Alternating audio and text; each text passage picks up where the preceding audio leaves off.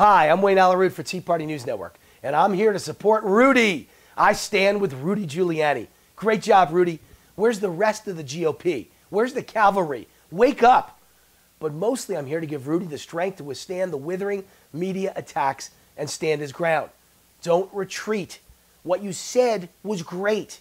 Rudy just said what tens of millions of Americans already were thinking privately, as if questioning out loud whether Obama really loves America is such a controversial thing to do. How utterly ridiculous.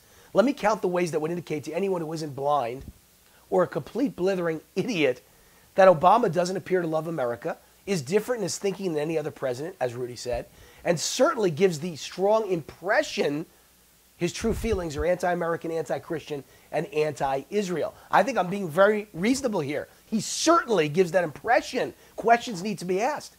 Before we get to the exact quote from Obama's mouth in the past few surreal days, and there have been a lot of crazy quotes, let's ask a simple question. Is it a stretch to say an American president doesn't seem to love America when he shows love and support for communist Cuba and the Castro brothers, but shows nothing but disdain for Israel? Is it a stretch to say someone, especially an American president, doesn't seem to love America when he meets with gusto with the head of jihad-supporting, radical Muslim-supporting Qatar, but refuses to meet with Israeli Prime Minister Benjamin Netanyahu when he's in this country addressing Congress? What about when he opens a White House terrorist summit with Muslim prayer, almost exclusively Muslim participants, and warmly welcomes the head of Russia's spy agency, formerly known as the KGB, while excluding the head of America's FBI?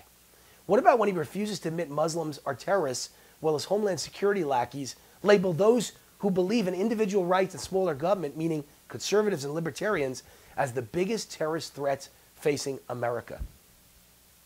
Insanity.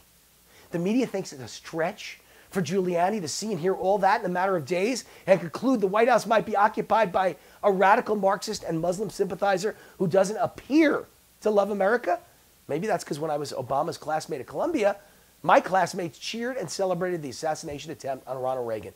They were celebrating what they thought was Reagan's death. And today, many of those same classmates are in the national media. They're running the media.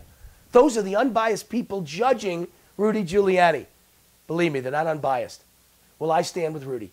I believe Rudy's a hero for having the courage to state publicly what so many tens of millions of Americans are thinking privately. I think Rudy hit the nail right on the head. In my national bestseller, The Murder of the Middle Class, I predicted Obama would throw aside all attempts at moderation in his last 2 years as president. We'd see the real Obama because he never has to face voters again. And the real Obama would unleash a radical, anti-American, anti-Christian, anti-capitalism, anti-Israel agenda. And there's no doubt that's exactly what he's unleashed in the past few weeks and the past few days. We have a president who actually said, this is a quote in an LA Times editorial, that terrorists have legitimate grievances. I wonder if Obama believes Nazis had legitimate grievances too. After all, both groups have the same grievances and goal, to murder every Jew in the world. Where are the reporters asking that question of Democrats? We have a president who described the attack by a radical Muslim who murdered 4 Jews in a kosher deli as random folks shot in a deli. We have a president who described 21 Coptic Christians beheaded on a beach in Libya as just some Egyptian citizens getting murdered. As ISIL beheads and burns to death prisoners in slick promotional videos, Obama's spokesman proposes the solution is finding them jobs. Yes, at the direction of the president, his spokesman, because spokesmen do nothing unless it's at the direction of the president, basically talked about jobs for jihadis. So my question is, who's hiring? How about Obama? I think there's a need for White House interns. Just keep them away from the gasoline and the matches.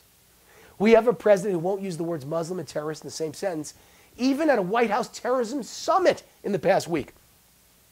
That summit opened with a Muslim prayer, as I said earlier, primarily and exclusively featured Muslims, excluded the head of the FBI, and welcomed the head of the former KGB.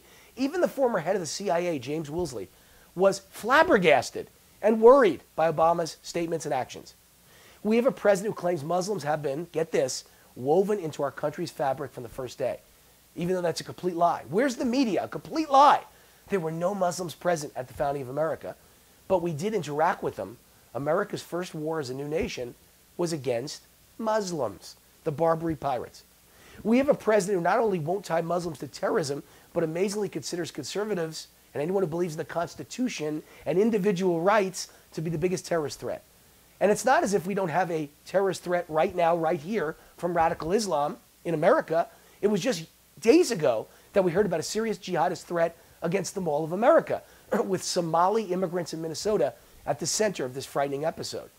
Yet we have a president at this moment that's desperate to bring more and more Muslim immigrants to our country, including Syrian refugees coming direct from the home of ISIS, leaving even our own intelligence community shocked and frightened. Google it. Look it up. Our intelligence community is shocked and frightened. And in the midst of all this, Obama chose to scold Christians at an annual White House prayer breakfast for actions taken hundreds of years ago during the Crusades.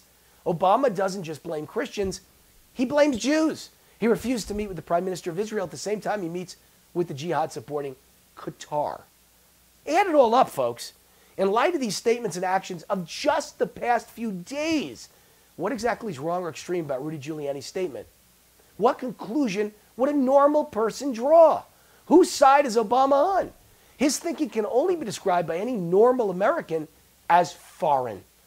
Personally, I think our president is moonlighting with a second job as the new chief lobbyist and PR man for the Muslim world. Maybe we'll call it Muslim Inc. Well, at least Obama has found one job he's good at. I'm Wayne Alaroot for Tea Party News Network. God bless America.